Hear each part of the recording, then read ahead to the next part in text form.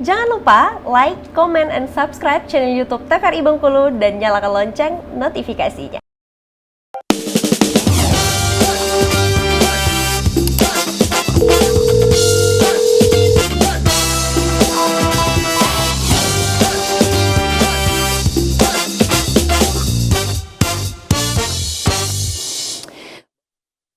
Masih di Dokter Kita TVRI Bengkulu bersama Kita Sehat tentunya. Kita masih membahas tentang kolesterol bersama Dr. Liz dan Naomi tentunya. Langsung aja ini penjelasannya tentang slide berikutnya dokter ya. Sebelum kita ngobrol-ngobrol panjang tentang kolesterol ini sendiri, silakan. Oke, boleh dibantu ditayangkan slide-nya. Ini masih mengenai makanan-makanan enak nih ya kan. Jam-jam makan siang makanan enak.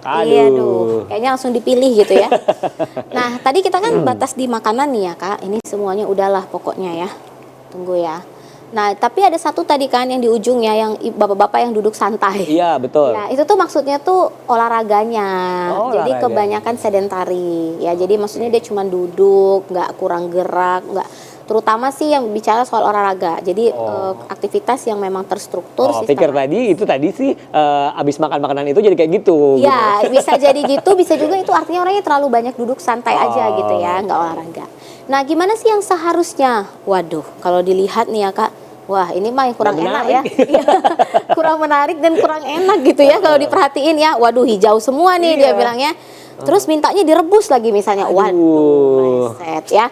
Kalau yang hijau ini kadang disantan, oke juga gitu ya biasanya ya. Jadi, tapi ini masyarakat harus tahu nih bahwa sebenarnya mengatasi yang tadi di slide sebelumnya itu, kita maunya yang dia tinggi serat intinya. Buah dan sayur. Terutama untuk lansia kita, mungkin ada lansia pemirsa yang menonton ya, itu kita ya sudah cukup lah ya yang hura-hura tadi ya. Jadi kita kembali ke laptop ya, ke diet yang tinggi serat, sayur dan buah-buahan. Itu yang diharapkan ya. Jadi boleh sayuran ini boleh dipilih segala macam sayuran. Kemudian yang daging-dagingan yang lansia boleh ditinggalkan dulu sesekali saja. Perbanyaklah ikan laut ya. Ikan laut bagus ya, Dok? Iya, benar ya, ikan laut, ikan-ikanan lah ya, ikan tawar juga nggak apa-apa. Kemudian perbanyaklah buah. Jadi cemilannya dari yang donat-donat, es krim kayaknya boleh ditutup dulu. Kemudian jadi cemilannya apa dong, Dok? Buah. Ya, tapi ini hati-hati ya, kadang-kala gini salah kaprahnya nih Kak. Kan aku cemilannya buah Dok, tapi di jus dengan gula yang 3 sendok. Wah enak banget Dok, memang enak gitu ya. Iya, tapi itu makin salah ya. Iya, kan jatuhnya kita makan gulanya dong. 1 sendok itu 15 gram, kali 3, 45 gram. Betul, jadi buahnya nggak berguna lagi. Iya, jadi kita nggak menimbulkan efek serat buahnya, tapi kita membuat masalah baru, makanan manis yang kaya dengan gula. Ya. Jadi hati-hati, ini maksudnya dikonsumsi langsung aja. Ya, kalaupun mau di jus sebaiknya sih dengan tanpa gula ya, karena gula alaminya kan udah ada, dia manis tuh biasanya ya, gitu. Ada juga nih salah kaprah, aku kan makan buah nih Dok, tapi ya aku jadikan gorengan gitu ya. Aku makan pisang sih, tapi ya diubah lah jadi pisang goreng setiap hari ya, itu hati-hati minyaknya. Terus juga kan ada kombinasi tepung di dalamnya ya. Tepung-tepungan juga ya hati-hati, itu dia tinggi gula ya, maksudnya di dalam tubuh kita dia diubah menjadi kadar gula nantinya. Makanya kayak gorengan tuh dia bisa meningkatkan kadar gula. Kan olahan tepung, produk olahan tepung ya. Lalu, nah ini yang di ujung, ini paling sulit banget nih Dok. Ya. Rutin olahraga. Ya. Jangankan pemirsa, mungkin kita juga sulit ya dokter ya. Betul sekali, kita juga sulit untuk berkomitmen ya. Lebih tepatnya tuh dia butuh konsistensi nih pemirsa. Jadi jangan begitu aku udah sekali olahraga kok belum turun. Hati-hati, nggak segampang itu gitu ya. Butuh konsistensi, komitmen yang memang tinggi, kemauan dari diri sendiri bahwa aku harus lifestyle-nya yang sehat. Modifikasi hidup aku mulai sekarang harus yang sehat. Gitu. Jadi perlahan ya. Dan satu lagi kita harus dari pikiran dulu nih Kak. Memang ada mindset kita mau hidup sehat. Biasanya akan kita lakukan dengan sendirinya. Karena susah kalau dipaksa. Orang yang memaksa itu biasanya ada batas waktunya orang tuh mau dipaksa gitu. Tapi kalau dari hati memang dari mindsetnya udah tersetting, wah aku mau hidup sehat karena aku nggak mau komplikasi-komplikasi tadi yang penyumbatan, stroke dan sebagainya itu terjadi. Nah itu biasanya bisa. Gitu ya. Oke, kayaknya slide-nya habis ini.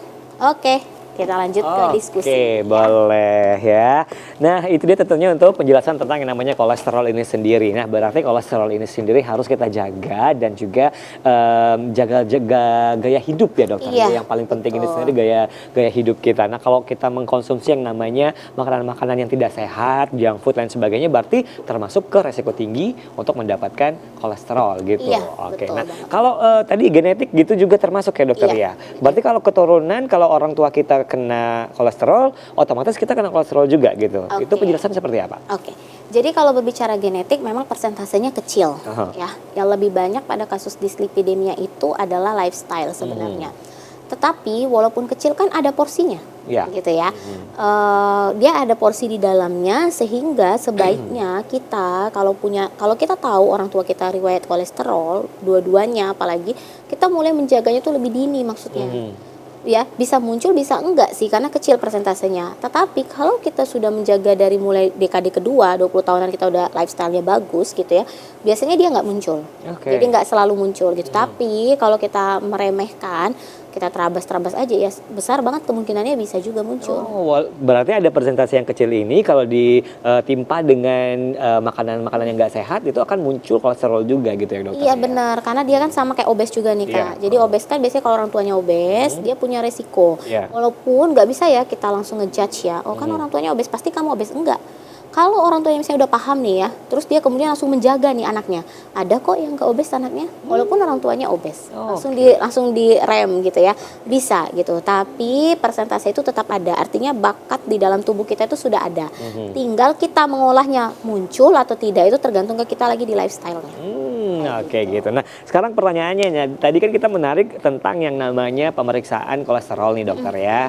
Kayak yang kita umum familiar itu pemeriksaan yang tadi dokter bilang ada yang di jarum gitu dimasukin seperti penyusun kolesterol. Nah itu udah termasuk yang namanya dikatakan kolesterol kalau misalnya tinggi nih ya kan hasilnya. Nah itu udah termasuk kita katakan kolesterol atau seperti apa nih dokter? Oke. Gitu. Jadi karena ada 4 profil lipid tadi ya Kak ya. Tapi yang 3 ini kita memang butuh pemeriksaan langsung dari darah vena. Ya darah vena itu yang ini ya pemirsa ya. Dan itu biasanya kita butuh di lab. Ya. Lab khusus udah di vaskes tingkat lanjut lah, RS atau laboratorium yang memang terstandar. Kalau di vaskes primer kita nggak terbatas memang untuk ini. Kita biasanya di ujung. Iya. Di ujung itu namanya kolesterol total untuk Iya, pemirsa yang menonton. betul. Kalau itu tinggi ya udah kita bisa bilang langsung hiperkolesterolemia. Artinya kan dia udah ada salah satu yang jahatnya yang kita harapkan rendah harusnya tapi kemudian ternyata hasilnya tinggi. Oke. Gitu. Jadi udah bisa kita sebut. Oh, udah bisa disebut sebagai kolesterol? Iya, sudah bisa kita Oke. sebut kolesterol karena salah satu aja nih Iya. gitu. Masalah apakah ternyata si LDL-nya tinggi juga atau TG-nya tinggi juga, ya itu butuh pemeriksaan lebih lanjut. Oke. Nah, kalau misalnya udah tinggi itu berarti udah dikasih obat untuk penurunan kolesterolnya? Iya, betul. Biasanya dokter akan memberikan. Ketika dia tidak sesuai dengan lain kadar tadi, dokter akan memberikan, kemudian langsung mengedukasi dengan beberapa lifestyle tadi ya. Terus biasanya tuh kita kontrol lagi sih bagusnya. Apakah Iya. setelah obat itu sudah turun atau belum. Oke. Kalau dia sudah turun, biasanya nggak seumur hidup ya memang, tapi kita balikin lagi ke non obat, non farmakologi, diet dan olahraga tadi. Oke, nah kalau nggak sembuh-sembuh dengan misalnya udah tes dengan yang menggunakan yang jarum itu kan, udah nggak sembuh-sembuh kolesterolnya masih aja kolesterol dokter kan. Nah itu apa? Apakah kita harus lanjut menuju ke pemeriksaan berikutnya atau seperti apa? Sebaiknya kita lanjut ke pemeriksaan berikutnya. Berarti kan kita nih warning nih, apakah ada permasalahan lain di profil yang lain, Iya. profil lipid lain, entah trigliseridnya yang tinggi karena obat-obat yang beredar yang masyarakat tahu, itu biasanya untuk kolesterol total aja. Ya, tapi ada lagi obat kolesterol yang memang dia lebih spesifik untuk TG, trigliserid atau LDL tadi.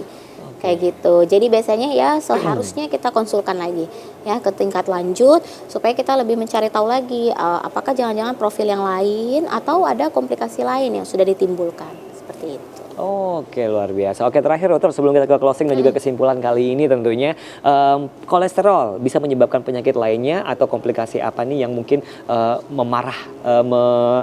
memperparah tubuh kita gitu. Oke, yang paling jahat sih dia ke jantung, itu nomor jantung. 1, top Oke. 1 ya. Dan dia seringkali silent killer. Jadi pasiennya sudah tiba-tiba serangan jantung, Oke. barulah ketahuan ternyata profil lipidnya berantakan. Aduh, Ya, jadi dia silent killer. Berarti kolesterol bisa langsung nyambung ke Jantung. Yang kedua, top 2-nya itu biasanya dia menyebabkan permasalahan atau komplikasi stroke. Stroke. Ini nggak kalah heran, banyak kasus-kasus sekarang pasien tiba-tiba stroke bahkan masih muda ya, kita tahu. Betul. Betul. Salah Kemudian satu penyebabnya kolesterol. iya, salah satu penyebabnya kolesterol. Lalu yang ketiga diabetes mellitus. Ya, yang keempat urutannya hipertensi. Widih, luar biasa ya. Gawat-gawat penyakitnya ya kan. Betul banget. Oke, boleh silakan dengan kesimpulan kita hari ini dokter tentang yang namanya kolesterol itu sendiri. Oke, jadi pemirsa yang menonton hari ini, semoga pemirsa sudah mendapatkan banyak sekali edukasi tentang dislipidemia ya. Jadi boleh pakai penyebutan istilah kolesterol, boleh juga pakai penyebutan yang sudah medis yaitu dislipidemia. Pemirsa harus tahu bahwa sebenarnya mencegah lebih baik daripada mengobati, karena kita tahu kalau sudah terjadi komplikasinya sangat berat ya. Ada top 1, top 2, top 3 tadi. Jadi jangan sampai itu terjadi. Ingat, lebih baik kita melakukan 2 hal tadi yang paling penting, yaitu dari segi diet, pola hidup yang sehat, dan juga dari segi olahraga. Sempatkanlah olahraga minimal 3 sampai 5 kali seminggu, masing-masing 30 sampai dengan 45 menit ya. Dan ingat, olahraga itu tidak sama dengan aktivitas yang kita lakukan sehari-hari, dengan pekerjaan rumah tangga dan lain sebagainya. Jadi memang harus ada satu fokus kita, kegiatan pola yang terstruktur dengan tujuan untuk mencapai suatu kebugaran. Oke, itu dia tentunya itu kesimpulan kita hari ini. Dan pastinya untuk kita di rumah, untuk yang tidak mau kena kolesterol, jaga gaya hidup, tetap berolahraga tentunya. Dan walaupun usia itu masih muda dokter ya, harus tetap yang namanya waspada. Bukan hanya orang-orang yang usia lanjut saja yang terkena kolesterol, tapi usia-usia muda itu bisa terkena juga kolesterol ya dokter ya. Karena mungkin gaya hidup tadi, merokok, makanan-makanan yang junk food dan sebagainya. Untuk itu tetap jaga kesehatan. Kita pamit, wassalamualaikum warahmatullahi wabarakatuh dan sampai jumpa kembali.